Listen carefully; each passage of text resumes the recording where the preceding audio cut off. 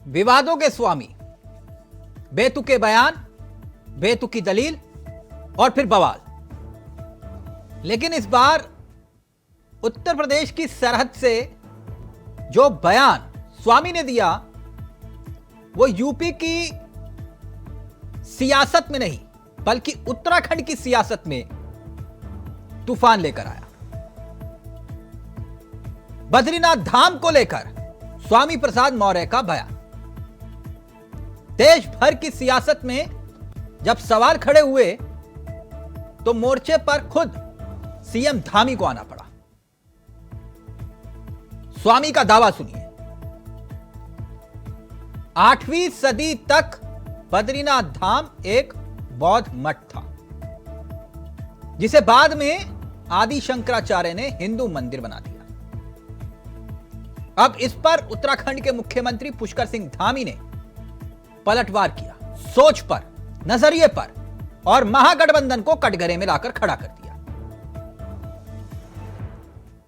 मसला सीधे तौर पर उस सोच से जुड़ा है जो रोज कोई ना कोई नया बवाल के रूप में सामने आती है।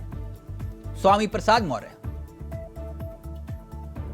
ज्ञान व्यापी परिसर के सर्वे पर अपनी बात को रखते हुए स्वामी प्रसाद मौर्य ने जो दलील दी उस पर सियासी कोहराम मचा हुआ है।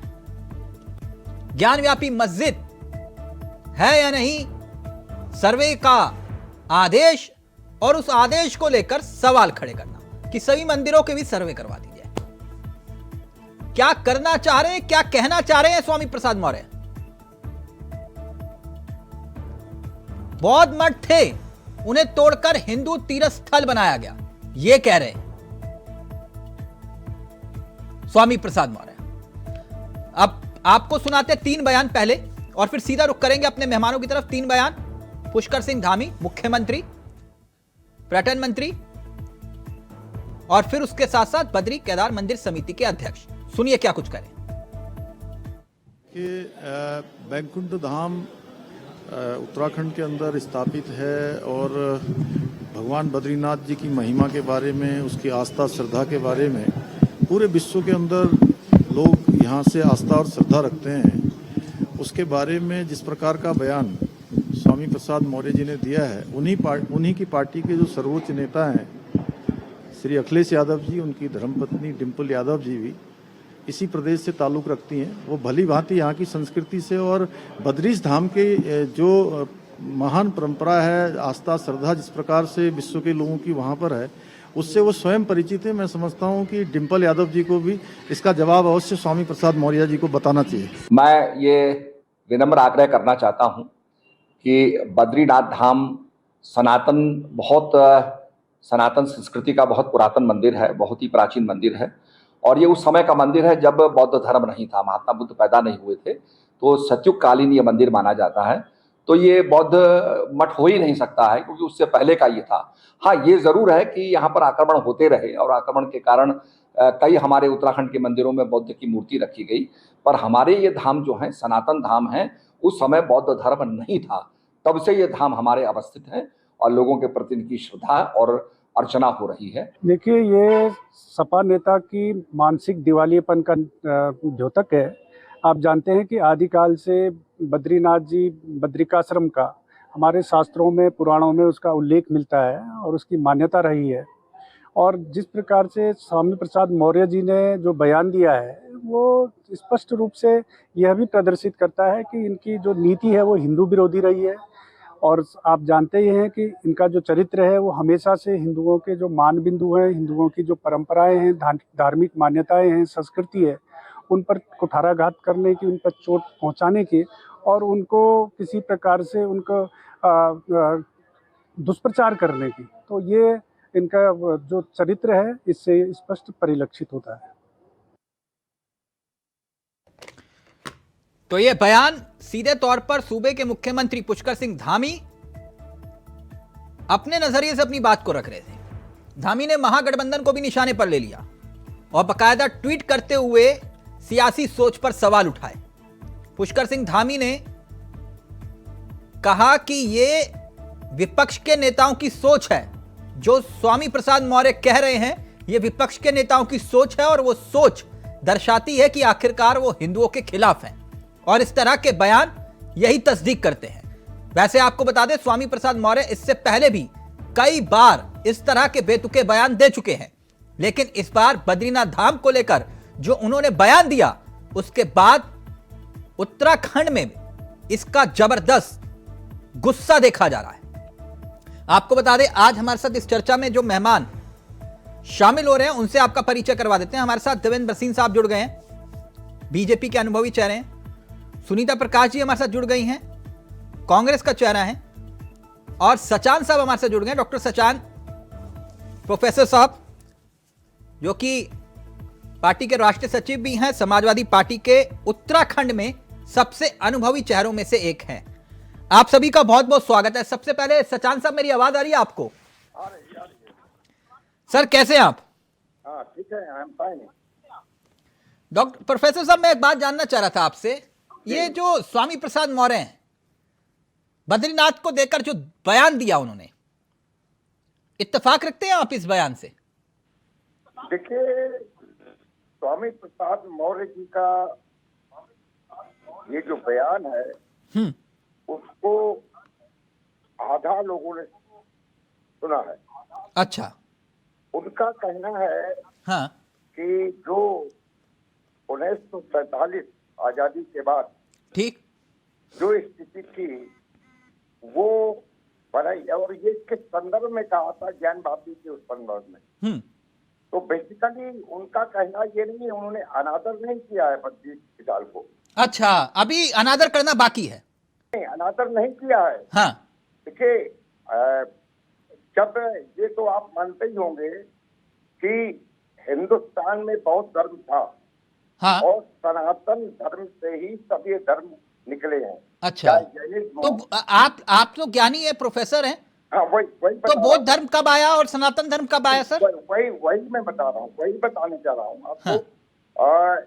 तो जब ये सनातन धर्म से ही निकले हैं, तो अब हिंदुस्तान में जो बौद्ध स्तूप थे, ये भी आप जानते होंगे तोड़े गए।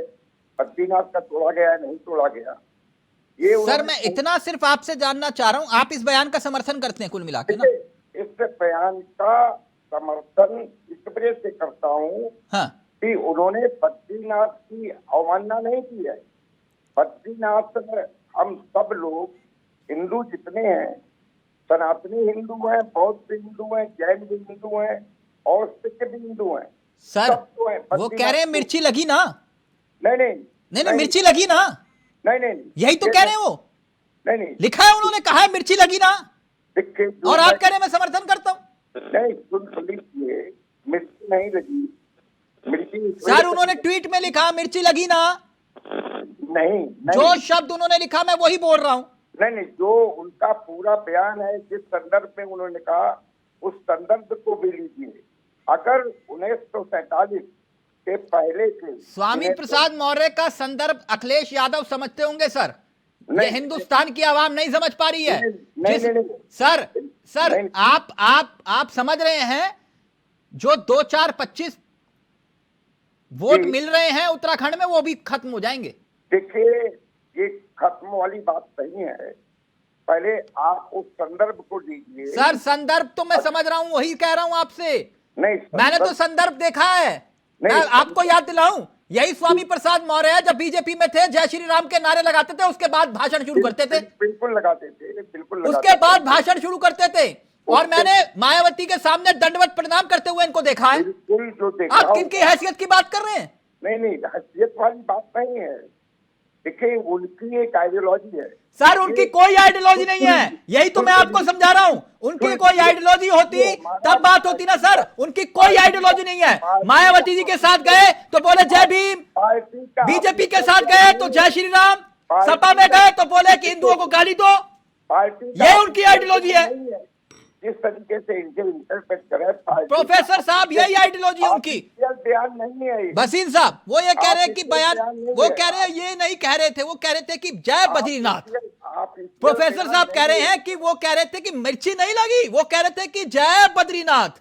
नहीं, जय बद्रीनाथ तो हम आपसे कहते हैं, जो अखिलेश जी स्वामी कहते हैं प्रसाद जय जी ने बद्रीनाथ। बयान दिया है, सब लोग सर कहते हैं। अखिलेश यादव जी और डिम्पल जी से पूछिए, अगर वो इस बयान का समर्थन करते हैं तो मैं मान जाऊंगा। नहीं, समर्थन नहीं, मैं वही आपसे कह रहा हूँ, एक मिनट एक सर मिनट मैं बोल लूं? पूरी बात बसीन साहब, जी, स्वामी प्रसाद मौर्य जी ने जो बयान दिया है, ये अपने आप में बद्रीधाम का अपने आप बहुत बड़ा अपमान है। कारण इसका ये है कि बद्रीनाथ धाम का जो इतिहास है, अगर वो पढ़ लिए होते तो ऐसी बात उनको नहीं करनी चाहिए नहीं थी। प्रोफेसर साहब तो पढ़े होंगे, मुझे पूरी उम्मीद है। नहीं तो वो उन्होंने राज्य नहीं के पढ़ा। प्रदेश अध्यक्ष रहे हैं, लेकिन फिर भी कह रहे हैं कि नहीं मैं बयान का समर्थन करता हूँ। चलिए मैं उनको बताता हूँ कि बद्रीनाथ धाम का जो उल्लेख है वो हमारे वैदिक ग्रंथों में मिलता है, उसका उल्लेख हमारे स्कंद पुराण में मिलता है, उसका उल्लेख हमारी महाभारत में मिलता है। और ये सारे जो सारे प्रकरण जो हैं ये 600 BC पूर्व से पहले के हैं, ईसा पूर्व से पहले के हैं, क्योंकि 600 ईसा पूर्व में भगवान बुद्ध का जन्म हुआ था और उसके बाद एक सुधारवादी आंदोलन के तहत उन्होंने अपनी एक राह नहीं निकाली थी। लेकिन हिंदुत्व से अलग नहीं हुए, बौद्ध भी हिंदू हैं, जैन भी हिंदू हैं, सनातनी भी हिंदू हैं। तो ऐसे में जो उन्होंने बयान दिया वो एक सोच है। इससे पहले उन्होंने रामचरितमानस के बारे में जो कहा वो हम सब जानते हैं। ज्ञानवापी मंदिर के ज्ञानवापी मस्जिद के बारे में इस समय जो सर्वे चल रहा है उसके बारे में एक पक्ष का समर्थन करने के लिए, एक पक्ष को ये बताने के लिए हम आपके साथ हैं, इस प्रकार का बयान दिया गया है, जो कि अपने आप में बहुत ही दुर्भाग्यपूर्ण है। और मैं माननीय मुख्यमंत्री जी के इस वक्तव्य से सहमत हूँ। अब ये बयान केवल स्वामी जी का बयान नहीं है, मौर्य जी का बयान नहीं है। अब एक मिनट बसीन साहब, मैं पहले गली बंद करता हूँ फिर सवाल पूछता हूँ, मेरी आदत है, आप जानते हैं। जी, पीड़ा हुई आपको, दुख हुआ? बिल्कुल पीड़ा हुई, बहुत गुस्सा है। सरकार आपकी है जी, दुनिया का सबसे बड़ा संगठन हो जी, एक मुकदमा करवा दो। ठीक है। नहीं नहीं ठीक है, नहीं आप करवाइए ना, आपको दुख हुआ, आहत हुए ना, नहीं हमें तो करवाओ स्वामी प्रसाद मौर्य पे मुकदमा। बिल्कुल आहत हुए हैं और बहुत आहत हुए तो सर नहीं करवाइए, आप फिर करवाइए ना, फिर बोलिए मत कि आहत हुए तो करवाइए, इन्होंने भावनाओं को ठेस पहुंचाई तो करवाइए मुकदमा। बिल्कुल, जी जी इस बहाने प्रोफेसर साहब भी मिल लेंगे स्वामी जी से, जी। है ना, करवा दीजिए एक मुकदमा फिर। और एक बात तिलक जी मैं और जोड़ना चाह रहा था जी कि ये जो मसला केवल स्वामी प्रसाद जी का नहीं रह गया है। हाँ। अब ये INDIA जो गठन बंधन बना है ये उसकी सोच का भी प्रमाण है। हाँ। अगर अखिलेश यादव जी चुप रहते हैं, अगर राहुल गांधी चुप रहते हैं तो मान के चलेंगे कि इनकी भी इसमें सहमति। मैं पूछ लेता हूं सुनीता जी, I.N.डॉट लगा रहा हूं कि कोई इंडिया में डॉट नहीं है, जी है? तो ये आपका जो इंडिया डॉट वाला इंडिया समर्थन करता है इस बयान का जो स्वामी कर रहे हैं? तिलक जी, हिंदुस्तान की आस्था का केंद्र है बद्रीनाथ धाम। हाँ। और उनका अपना निजी बयान है वो। और ये बहुत ही दुर्भाग्यपूर्ण कहूंगी कि मैं भाजपा को अपने मणिपुर में बोलने के लिए तो उनके पास शब्द नहीं है, लेकिन उन्हें स्वामी प्रसाद के बयान को एकदम से लपक लिया और सीधा निशाना जो है कांग्रेस के साथ दिया, जो आप यहाँ के दोबारा में कहूंगी, क्योंकि देखिए यहाँ पे कितनी राजनीति हो रही है। आइए आप जवाब दीजिए ना, आपने अभी कहा कि आप उनके ऊपर केस कीजिए, मुकदमा दर्ज कीजिए उनके ऊपर, उसका जमीन सीधा पहुंचे कि कांग्रेस के साथ क्योंकि इंडिया में इनका गठबंधन हुआ है और इसलिए हमारा असर है। अभी तो स्वामी प्रसाद मौर्य जी इसी पार्टी के थे ना, सबसे बड़ा गले लगा के घूम रहे थे उनको। जब ये स्वामी प्रसाद जी भाजपा में थे तब उनको कोई कमी नहीं आई, लेकिन क्योंकि अब वो बाहर आ गए हैं तो इनकी कोई विचारधारा नहीं है। ये सपा को इतना डैमेज कर जाएंगे ना, बाद में अखिलेश जी को समझ में आएगा ये क्या कर रहे थे। मैं आपसे सिर्फ इतना जानना चाहता हूं कि ये जो मसला है, जो स्वामी प्रसाद आप ये कह रहे हैं उनका निजी बयान है, ठीक? इससे पहले वाले बयान सुने आपने? सुने हैं मैंने उनके बयान, लेकिन मैं इस समय तो मैं बिल्कुल जो आपको अच्छा लगा कांग्रेस पार्टी नहीं। देखिए ये बयानबाजी तो आप ही इतने क्रोध आपके दिखाई दे रहा है तिलक जी, तो आप वैसे बाकी लोगों में कितना क्रोध होगा? आप एंकर होके आपके भी दिखाई दे रहा है कि आपको भी ये बयान अच्छा नहीं लग रहा है। नहीं, मुझे तो मैं ऐसी सोच का समर्थन ही नहीं करता, मैं ऐसी सोच का समर्थन ही नहीं करता मैडम, जिसकी कोई विचारधारा नहीं। ऐसे नेताओं के विचार जो है मैं किनारे कर देता हूं। प्रोफेसर साहब को जरूरत होगी, जो विधायक जो ये दावा करे सुनिए, जो ये दावा करे मैं मायावती जी के साथ था, सुनिएगा सुनिएगा प्रोफेसर साहब, मैं मायावती जी के साथ था तो मैंने उनको मुख्यमंत्री बनाया है। मैं योगी जी के साथ आया तो मैंने योगी जी को मुख्यमंत्री बनाया। मैं अखिलेश जी के साथ आया तो अखिलेश जी को मुख्यमंत्री बनाऊंगा। कूद कूद के मंच पर बोल रहे थे, अपनी विधायकी नहीं बचा पाए। मालूम है ना आप लोगों को, अपनी विधायकी नहीं बचा पाए। उमा जी, कैसा लगा आपको आपके सहयोगी गठबंधन के साथी समाजवादी पार्टी के नेता स्वामी प्रसाद मौर्य जी का बयान? मैं आलोचना करती हूँ इस बयान की।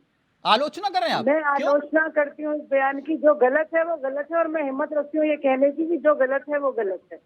हमारे धर्म को, हिंदुओं की भावनाओं को जिस तरह से ठेस पहुंचाने का कार्य उन्होंने किया, उसको मैं डिफेंड नहीं कर सकती। ये गलत है तो गलत।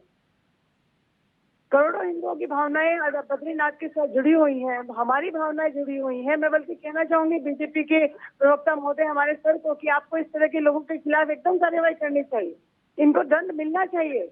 एक शुरुआत तो कीजिए, चाहे विपक्ष से कीजिए, पर शुरुआत कीजिए, उसके बाद आप अपने लोगों को भी कीजिएगा, क्योंकि आपके यहाँ से भी काफी बयानवीर हैं जो उल्टे सीधे बयान दे देते हैं कई बार। लेकिन जो गलत है वो गलत है, मैं इसका विरोध करती हूँ। कैसे बयान देते हैं बीजेपी वाले? बीजेपी वाले हिंदू मुस्लिमों को जो बांटने के जो बयान देते हैं वो भी गलत है। ये अगर हिंदुओं की भावनाओं को आहत करने का प्रयास कर रहे हैं वो भी गलत है। समाज नहीं, उदाहरण के तौर पर कुछ समझा पाए अगर आप मुझे। गलत टिप्पणी नहीं होनी चाहिए। नहीं, आप समझाएंगे तो मैं बसीन साहब से पूछ लूंगा, बैठे हुए। देखिए तिलक जी, धर्म जो है वो सब व्यक्तियों की अपनी पर्सनल आस्था का विषय है। मैं ये नहीं कह सकती कि मेरा धर्म बहुत बेटर है और आपका बहुत खराब है, लेकिन अगर आप मेरे धर्म पर उंगली उठाएंगे तो ऑब्वियसली मुझे गुस्सा आएगा। आपके गठबंधन पे, आपके सीधा गठबंधन को लपेट दिया धामी जी ने। धामी जी ने कहा इन लोगों की सोच ही ऐसी है। ये जो स्वामी बयान दे रहे हैं, दरअसल ये आप डॉट इंडिया वाली जो है ना, इन लोगों की सोच सब ऐसी है, PFI वाली सोच। आज काफी सारे दल जो हैं वो एक साथ आए हैं, बहुत सारी अलग अलग विचारधाराओं के दल एक साथ आए हैं। जरूरी नहीं कि उनका अभी सबके सब एक ही दिशा में, एक ही डायरेक्शन में मतलब सोचने का बसीन साहब जवाब दीजिए, बात तो उमा जी सही कह रही हैं। एक कुनबा बनता है तो उसमें बहुत सारे लोग आते हैं, एक परिवार में बहुत सारे अलग अलग आपके यहाँ भी कई बयानवीर हैं, लेकिन अगर उमा जी भूल गई होंगी, मैं याद दिला देता हूँ उदाहरण के साथ। मैं थोड़ा बहुत आप लोगों के बीच रहता हूं तो याद रहती हैं मुझे चीजें। आपके नेता वो पिरान कलियर को लेकर जो बयान दे रहे थे, शायद वो ये समझाना चाह रही थी। बिल्कुल मैं वही कह रही हूँ। देखिए आप थोड़ा भूल गई थी, मैंने याद दिला दिया। बसीन जवाब दीजिए बसीन साहब। आपके पास बहुत सारी चीजें, वो ये कह रहे हैं जो मसला है ना, ये आप लोग, ऐसा नहीं है कि आप लोग दूध के धुले हुए हैं। अस्पतालों पर बोलिए, आप किसी पहले तो मैं कैसे ये कहना चाहूंगा, उमा जी हमें कृपया बोलने दीजिए। पहले तो मैं दोनों बहनों से ये कहना चाहूंगा कि अगर आप इस मंच पर, तिलक जी के मंच पर ये कहते हैं कि हम स्वामी प्रसाद मौर्य जी के बयान से सहमत नहीं है, तो कृपया करके उत्तराखंड से अपने केंद्रीय नेतृत्व को लिख दें कि ये बयान गलत है, और वो आपके कांग्रेस के हमारे राहुल गांधी जी और आम आदमी पार्टी के केजरीवाल जी इसका खंडन करें, तो बात अपने आप में बात तो सही कह रहे हैं उमा जी। बात तब जमने वाली होगी। केवल डिबेट में बोल देना और इनके केंद्रीय नेता उसमें चुप रहे, इसका मतलब ये है कि यहाँ कुछ कह रहे हैं और केंद्र में कुछ और कह रहे हैं। बात तो सही है उमा जी। नहीं बस आप दिल्ली हनुमान मंदिर जाके बोलेंगे जय हनुमान ज्ञान गुरु सागर जय कपीस लोग जाकर रामदूत धाम आंजनी पुत्र पवनसुतनामा, और फिर बाहर निकल के कहेंगे कि हाँ स्वामी प्रसाद मौर्य के बयान का समर्थन। ये दोनों अलग अलग बातें हो जाएंगी। वो ये कह रहे हैं कि नहीं ऐसा नहीं हो सकता। बिल्कुल मैं भसीन जी की बात से पूरी तरह से सहमत हूँ, और मैं उम्मीद करती हूँ कि हमारा हाईकमान इस बयान पर जरूर कुछ न कुछ जवाब देगा। लेकिन मैंने जो यहाँ पर विरोध किया है वो आम आदमी पार्टी के नेता के रूप में नहीं, लेकिन आप कोट कीजिए, मुझे सही को सही और गलत को गलत कहते हुए मुझे कभी डर नहीं लगता। जो गलत है वो गलत है। अगर मेरी पार्टी मेरे इस बयान पर कोई एक्शन मुझ पर लेना चाहेगी तो मैं उसके लिए तैयार, लेकिन मैं गलत कहने की हिम्मत रखती हूँ। मैं भी इसको सहमत, बहुत अच्छी बात कह रही हूँ सुनीता जी। जी उमा जी जो कह रही हैं, मन में आक्रोश है सबके। एक मुझे वाक्य याद आया, हो सकता है मैं गलत हूं, मैंने कहीं पढ़ा था। आप लोग प्रोफेसर, आज दो प्रोफेसर मेरे साथ हैं, बसीन साहब भी और सचान साहब भी। नरसिम्हा राव जब चुनाव हारे तब उन्होंने एक बात कही थी, कहा था कि बीजेपी से तो हम जीत सकते हैं, लेकिन कांग्रेस राम से लड़ रही थी। समझ रहे आप? कांग्रेस प्रभु राम से लड़ रही थी तो हम नहीं जीत पाएंगे, हम बीजेपी से तो जीत सकते हैं। यहां मसला सुनीता जी वही है। अभी प्रोफेसर सचान साहब मेरी बात से सहमत नहीं होंगे, उनकी पार्टी की मजबूरी हो सकती है। आप जैसे ही कैमरा बंद होगा, सचान जी बहुत सज्जन व्यक्ति है, उनसे फोन करके पूछेंगे, कहेंगे ये बवाल पता नहीं क्यों अखिलेश जी ने ले लिया। आप सहमत हैं इस बयान से, जो बात देवेंद्र भसीन जी और उमा जी कह रही है कि रत्ती भर भी नहीं? आप उसे पूछ लीजिए तिलक जी। तिलक जी मैं बोलूं? जी देखिए तिलक जी, मैंने आपसे कहा है कि उनका अपना निजी बयान है और उसका जवाब तो निजी बयान मैडम तब तक होता है। नहीं, आप ये हर बार कहते हैं निजी बयान। कितने मुंह है स्वामी प्रसाद मौर्य के? निजी बयान मतलब ये होता है कि आपने एक बयान दिया, पार्टी ने कहा। नहीं, एक मिनट सुनीता जी, ऐसे मेरे साथ बच के नहीं निकलोगे आप। करना है तो विरोध करिए, नहीं करना तो मत करिए, लेकिन ये निजी बयान बोलकर नहीं बच सकते आप। पार्टी के सामने एक बार बयान दिया, 2 बार बयान दिया, 3 बार, 4 बार, पार्टी ने एक बार भी, अनुशासन समिति ने, संगठन ने नोटिस नहीं भेजा, और क्या कहा? प्रमोशन। ये निजी बयान होता है मैडम? क्या समझा रही हैं आप मुझे? मैं आपको नहीं क्या समझा रही हैं आप मुझे? इसे निजी बयान कहते हैं। इसे कहते हैं कि खुली छूट, जितनी गाली दोगे उतना प्रमोशन मिलेगा, इसे ये बोलते हैं मैडम।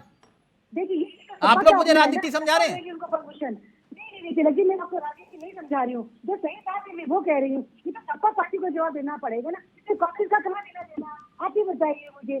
कि थोड़ी ना कि गठबंधन है तो कांग्रेस का इतना बुरा लगा? उमा जी सुनिए ना मेरी बात, उमा जी और सुनीता जी, अगर ये बयान इतना बुरा लगा ना, आप कह रहे हैं निजी बयान था, सचान साहब वो प्रदेश कार्यालय है या बंद हो गया आपका? नहीं, प्रदेश कार्यालय है, अभी भी है। जाके वहां पर एक बार जो है महिला संगठन जाकर ये आप लोगों के पास है, और उमा जी के पास तो वैसे भी इतनी ताकत है संगठन की, जाके एक प्रदर्शनी कर दो, जनता देख लेगी। गलत तो नहीं कह रहा भसीन साहब? विरोध जाके जता दो स्वामी प्रसाद मौर्य के खिलाफ।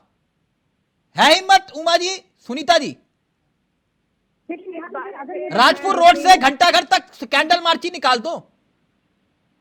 देखिए तिलक जी, हमारे पास विरोध करने के लिए ना और बहुत सारी चीजें हैं, बहुत सारे जनता के कुछ नहीं है मैडम, आप लोग नहीं कर पाएंगे विरोध, स्वामी प्रसाद ये आपके गठबंधन की मजबूरी है। जिसमें नाम नहीं सुना, मैं आला कमान नोटिस जारी कर देगा दिल्ली से आप दोनों को। मैडम को 10 जनपद से हो जाएगा और आपको जो है ITO से हो जाएगा। तिलक जी प्लीज, मेरी आपसे निवेदन है कि नहीं, आपको नहीं लगता कि तिलक जी के इस पे नहीं, आप कह रहे हो ठेस पहुंची, ठेस पहुंची तो जाके धरना दर दो एक बार। आप देखिए कि मुख्यमंत्री ने कैसे लपक लिया इस बयान। इसके लिए बीजेपी वाले बहुत है ना, अपने बजरंग दल और हिंदू परिषद के कुछ बच्चों को भेजे वहाँ पे। ठीक है, ओके प्रोफेसर साहब, हिंदुओं की आस्था के क्षेत्र है। प्रोफेसर साहब, ये एक सुनीता जी सुन लीजिए, सचान साहब बहुत समाजवादी पार्टी के झंडा बदार हैं उत्तराखंड में। एक बर्तवाल जी होते थे और एक सचान साहब। मुलायम सिंह यादव जी उत्तराखंड में प्रचार के लिए नहीं आते थे, मालूम है ना आप लोगों को, लेकिन सिर्फ एक व्यक्ति के लिए आते थे। सचान साहब गलत तो नहीं कह रहा ना? नहीं, प्रचार के लिए भी आए, बर्तवाल जी के लिए आते थे। अरे बर्तवाल जी के लिए आए प्रचार हाँ, के लिए। तो मैं ये कह रहा हूं कि इतने बड़े ब्रांड एम्बेसडर हैं स्वामी प्रसाद मौर्य जी, उनको लोकसभा में बुला लो प्रचार के लिए उत्तराखंड में। देखिए आपके क्या पता 2-4 वोट कट मतलब बढ़ जाएं। देखिए प्रचार के लिए जहां उनकी ड्यूटी लगाई जाएगी वहां आप तो मांग कर लो ना। नहीं भसीन साहब मैं गलत तो नहीं कहा? देखिए आपके उत्तराखंड तो आते नहीं नेता प्रचार करने के लिए, स्वामी प्रसाद मौर्य को इस बहाने बुला लो, क्या दिक्कत है? देखिए स्वागत करेंगे भसीन साहब भी। स्वामी प्रसाद मौर्य जी का जहां ड्यूटी लगाया जाएगा, जिन लोकसभा क्षेत्रों में वहां जाएंगे, और मैं समझता हूं कि इस इनके बयान को थोड़ा मरोड़ा जा रहा है। ओहो, और मैं अब भी कह रहा हूँ थोड़ा मरोड़ा इस वजह जा रहा है। क्यों तोड़ रहे हैं भसीन साहब? सबको वास्ता है, लेकिन जो 1947 की पोजीशन है उसको बनी रहने दीजिए। उसको आगे अगर यहाँ खुदाई वहाँ खुदाई यहाँ ये, तो इससे बहुत सी चीजें आएंगी। ये केवल ये नहीं कि उन्होंने बद्रीनाथ के अवमानना की, बद्रीनाथ का एग्जाम्पल दे दिया उन्होंने, लेकिन बद्रीनाथ को सब लोग मानते हैं, हम खुद मानते हैं, हम दर्शन के लिए जाते हैं, केदारनाथ भी जाते हैं, अखिलेश जी भी जाते।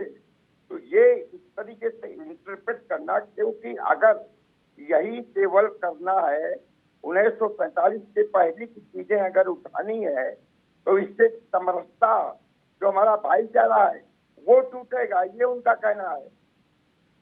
ये भाईचारा यहीं टूटेगा या रामपुर तिराहे पर भी टूटा था? देखिए, रामपुर रहा में उसके लिए जिम्मेदार तो सरयू नदी के किनारे भी टूटा था जब कार सेवकों पर गोलियां चली थी। सुन लीजिए, ये भाईचारा वहीं पे ही था। रामपुर तिराहा के लिए उस समय के जो सांसद हैं माननीय खंडूरी जी का वो पत्र जिम्मेदार है, उसके लिए दिवाकर भट्ट जी जिम्मेदार है। मैं अभी उस विषय में नहीं जाना चाह रहा, उसके लिए अलग चर्चा करूंगा सचान साहब आपसे। जी जी, ठीक है ना। रामपुर तिराहे के कातिल कौन है ये पूरा उत्तराखंड जानता है। जी जी, बिल्कुल जानता है ना, हम भी जानते हैं जी। मैं इसलिए कह रहा हूं, अभी उस विषय में नहीं आ रहा, बस इतना कह रहा हूं, जो ये आपके नए नवेले ब्रांड एम्बेसडर हैं, कहीं ऐसा ना हो कि अब तक सपा में है ये पूरे महागठबंधन की नाव में ही छेद ना कर दें।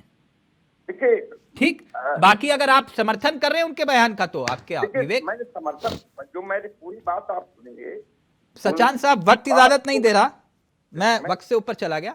बाकी उमा जी ने बात बहुत अच्छी कही कि पार्टी अगर कार्रवाई करती है तो करे, लेकिन मैं इस बयान का समर्थन कतई नहीं करूंगी। बहुत अच्छी बात कही, बहुत बहुत शुक्रिया आप सभी का। अब देखते हैं कि आखिरकार इस बयान का तूफान उत्तराखंड की सरहदों तक पहुंचा है, अब इसका असर क्या होता है, क्योंकि बसीन साहब कह रहे दुख हुआ, पीड़ा हुई, मुकदमा भी करवाएंगे। अब देखते हैं आगे आगे होता है क्या। नमस्कार, जय हिंद, जय भारत, जय उत्तराखंड।